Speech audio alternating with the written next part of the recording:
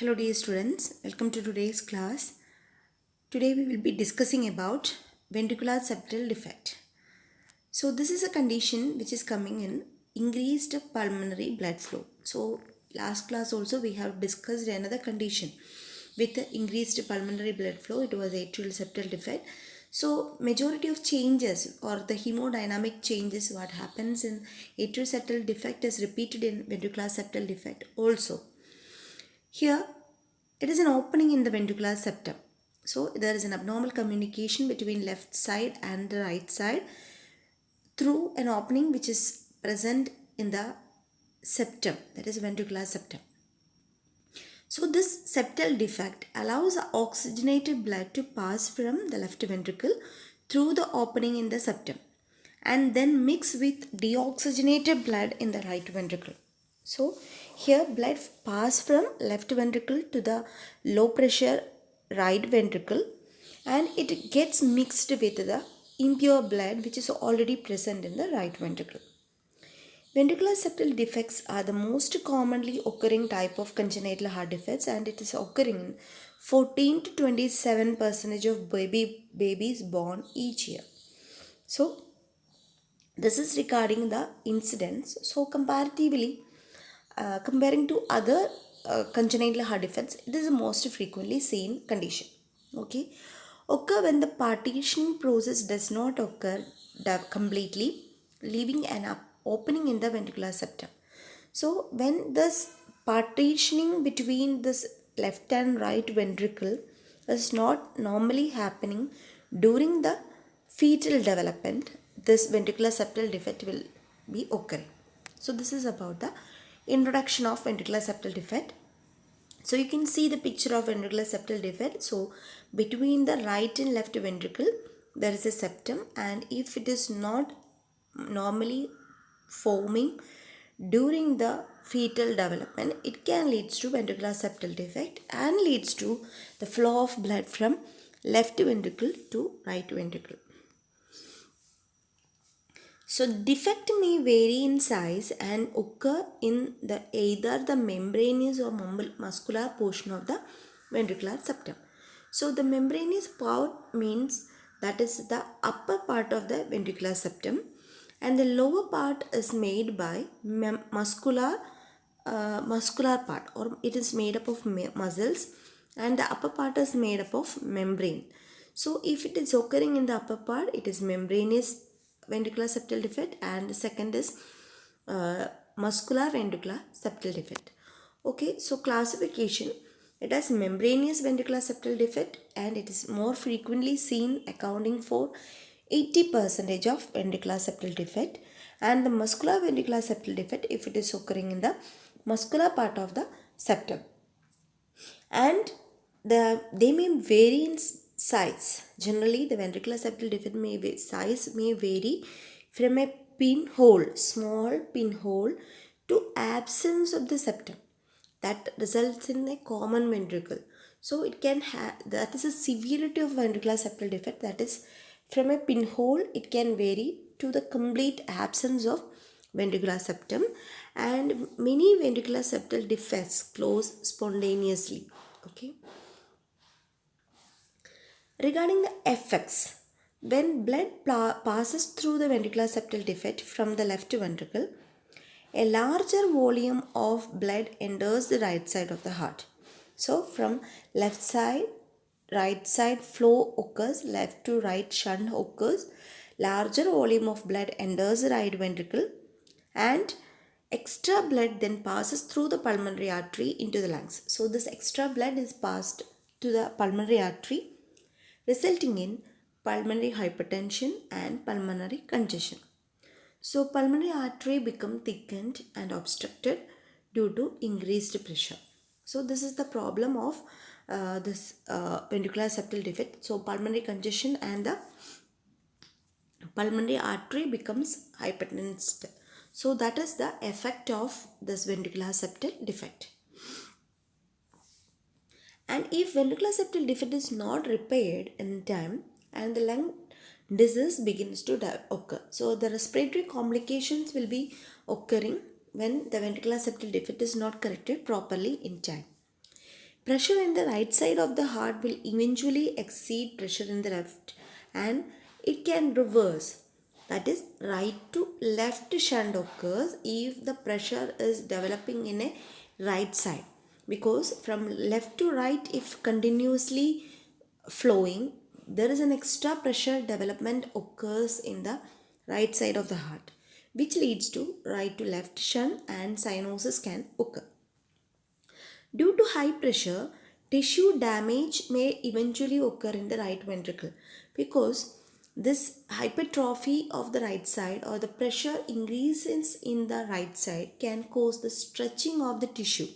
So, this stretching can cause tissue damage, and when the bacteria in the bloodstream is present, it can easily infect the injured area, which leads to bacterial endocarditis. So this is the problem of tissue destruction. Tissue damage will be there, and it can leads to bacterial endocarditis. Next is the clinical manifestations. As we discussed in ASD, this also can be asymptomatic, especially when the child's ventricular septal defect is very small. Okay, so this child's symptoms may worsen if there is size is large and if it is not treated for a longer period and congestive heart failure is developing. So, usually small VSDs are asymptomatic. Symptoms may develop within 1 to 2 months, and fatigue, congestive heart failure is common, sweating, recurrent chest infections, feeding difficulties, tachypnea, exertional dyspnea, heavy and congested breathing, pale, delicate looking tachycardia, excessive sweating associated with the feeding, poor weight gain, disinterest in feeding or tiring while feeding, failure to thrive, that is not gaining adequate weight with age. Then hepatomegaly, biventricular hypertrophy, murmur, bacterial endocarditis, pulmonary vascular obstructive disorders. With a moderate to large VSD, delayed growth and development can occur. Decreased exercise tolerance can be there. Repeated pulmonary infections can be there.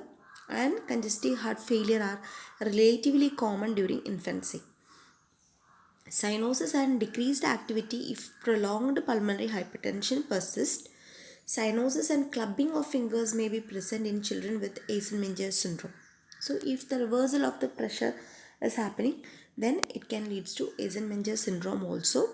Precordial bulge and hyperactivity may be present in large shunt ventricular septal defect.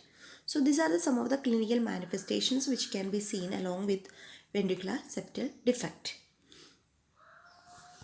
Regarding the diagnostic evaluation, history collection, physical examination, and ECG changes also can be noticed because of the arrhythmia changes because of the hypertrophy of the right side of the heart.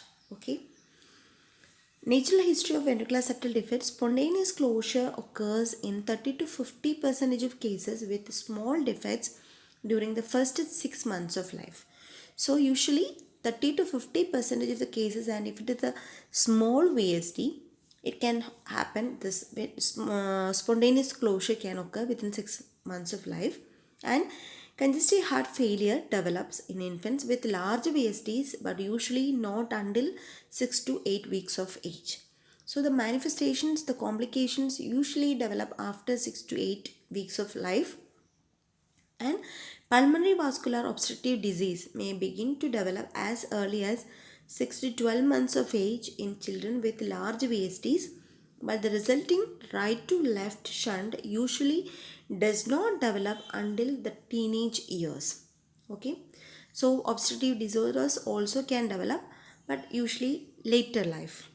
So, infective endocarditis also rarely occurs if there is much stretching and infective with bacteria.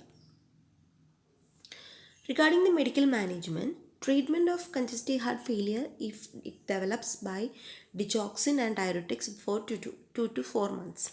So usually CHF can be managed with digoxin and diuretics, and an addition of spironolactone may be useful to minimize the potassium loss, and concomitant use of afterload medicine reducing agent such as captopril can be given, and frequent feedings of high calorie formulas by either nasogastric tube or oral feed may be helpful to maintain appropriate nutrition, because the failure to thrive is another problem with these children. Anemia, if present, may be treated with oral iron therapy. No exercise restriction if pulmonary hypertension not present. Okay, so this is about the medical management, and good oral hygiene maintenance is important, and prophylactic antibiotics against infective endocarditis is important, and non-surgical closure of selected muscular VSDs is possible using umbrella device, but this is in still experimental stage. So non-surgical closure is done, but it is in experimental stage in ventricular septal defect. And surgical management indications and timing: small infants who have large VSDs and develop CHF and growth retardation. If growth failure cannot be improved by medical therapy, the VSD should be operated on within the first 6 months of life. So, if the large VSD with complications, then we have to manage with the surgical management. Then, if the pulmonary artery pressure is greater than 50% of the systemic pressure, surgical closure should be done by the end of the first year. And the next indication is after 1 year of age, a significant left to right shunt uh, with pulmonary with a proportion of at least 2:1 indicates that surgical closure is needed regardless of pulmonary artery pressure. So we have to see the proportion of left to right shunt, and accordingly we will be indicating the surgical management. And palliative surgery usually done to support the child with pulmonary artery banding. So you can see the picture of pulmonary artery banding, that is placing a band around the pulmonary artery to decrease the pulmonary blood flow. Okay, it increases the resistance to blood flow through the pulmonary artery, and pressure increases in the right ventricle and prevents excess shunting from left to right. So this is the use of pulmonary artery banding, applying a band over the pulmonary artery to decrease the pulmonary blood flow. And the surgical management: complete repair usually done. Small defects are repaired with the purse string approach, and large defects are usually required a knitted Dacron patch sewn over the opening. So a Dacron patch will be sutured over the area, and both procedures require cardiopulmonary bypass. Okay, the repair is generally approached the right atrium and tricuspid valve. So this is the complete repair. By Dacron patch we will be suturing over the defect. So this is about the condition ventricular septal defect. Hope you all understood what we discussed. Thank you very much for kind listening.